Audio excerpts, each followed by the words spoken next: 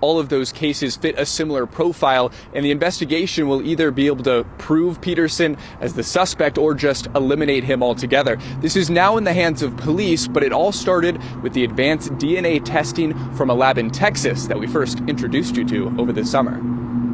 Police say Johnny Peterson died in 1993 with two heinous secrets, taking the lives of 16-year-old Kim Bryant and 22-year-old Diana Hansen. But there are 5 other young women in Las Vegas that were sexually assaulted and murdered between the mid-70s and 80s that have remained unsolved mysteries for decades. So there's nothing right now that specifically links him to any of those cases.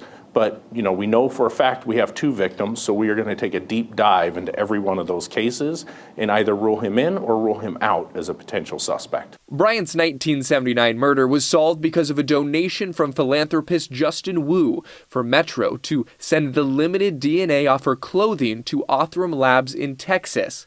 And the genealogical testing to name Peterson the suspect has now, just a week later, led to the DNA match for Hansen's murder. It actually happened even in the Isaacson case, the first Las Vegas case. It's more common than you think. Othram believes their advanced DNA testing can solve serial crimes in the past and even present day, with never-before-used genetic testing. Will become a deterrent for people that are out there thinking about committing crimes. Because they'll realize that if there's any DNA left, there's a big chance that they will get caught now, and they don't have to be in any database or a known previous perpetrator. Peterson was arrested in a sexual assault just a year after Bryant's murder, but was never convicted. And 40 years ago, DNA wasn't collected in criminal cases like it is today. It's causing us to go back and look at a lot of cases that previously were unsolved. For us to be able to bring closure to the family and the community is just very rewarding. I'm hopeful that we're going to be able to solve a lot more of these cases in the future.